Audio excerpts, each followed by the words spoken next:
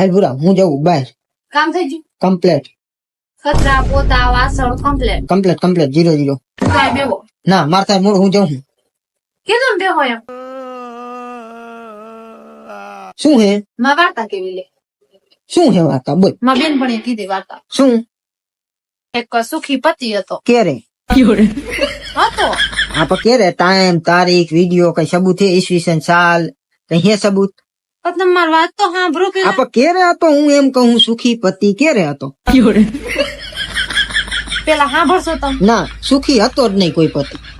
એક વાર કીધું ને એમાં માની જાવ. ના, હતો સુખી હું હતો. માનું જ બીજી નહીં. વાર ન કેવું પડે. હું માનું જ નહીં સબૂત વગર કોઈ દી ન માનું. સુખી કોઈ દી પતિ હોય જ નહીં ને.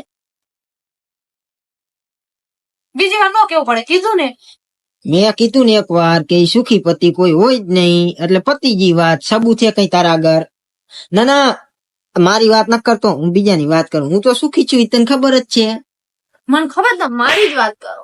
ના ના હું બીજાની જ વાત કરું. હું તો સુખી છું તને ખબર જ છે. તમને મેં કઈ વાતની ખોટ રહી? કઈ વાત નહીં તું મને એકના પલકાર ઉપર બેહારે. કાકા હા સરકારી નોકરી વાળાને કાકા તમે કેટલું માનો છો? બહુ મેં તો બહુ માનું એમને. એમ? જો હું તને એક વાર્તા કહું. હા.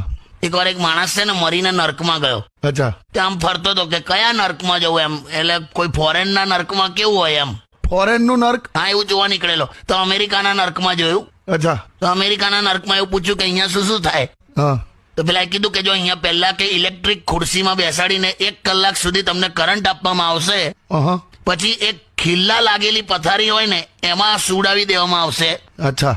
અને પછી એક મોટો આમ દૈત્ય માણસ તમારી જખમી પીઠ પર 50 વાર હંટર મારશે. અરે બાપરે. ત્યાં ગભરાયો તો આ થોડો આગળ ગયો. એવું ફરતા ફરતા જોયું ને તો ઇન્ડિયા વાળું નર્ક આવ્યું. અહં. એની બહાર તો લાઈન લાગેલી લા. હે? તો આને એવું થયું કે 100% ઇન્ડિયામાં કંઈક સજા ઓછી હશે એમ તો જ આટલી લાઈન હોય ને યાર. હા બરાબર. ત્યાં જઈને પૂછ્યું કે અહીંયા શું જ આટલી લાંબી લાઈન છે. હા. તો ઇન્ડિયાના નર્કમાં એવું જ કીધું કે ભાઈ જો હા. પહેલા તમને ઇલેક્ટ્રિક ખુરશી પર બેસાડીને 1 કલાક સુધી કરંટ આપવામાં આવશે. પછી એક ખિલ્લા લાગેલી પથારી પર સુવાડવામાં આવશે અને પછી એક દૈત્ય માણસ તમારી જખમી પીઠ પર 50 વાર હંટર મારશે. આ તો સેમ જ થયું ને. તો પેલાને પણ એ જ થયું કે આ તો બધે આવું છે યાર. તો પછી આટલી લાંબી લાઈન કેમ લાગી છે? હા. પછી પેલાએ કીધું શું? કે અહીંયા ઇલેક્ટ્રિક ખુરશી તો છે પણ ઇલેક્ટ્રિસિટી નથી યાર.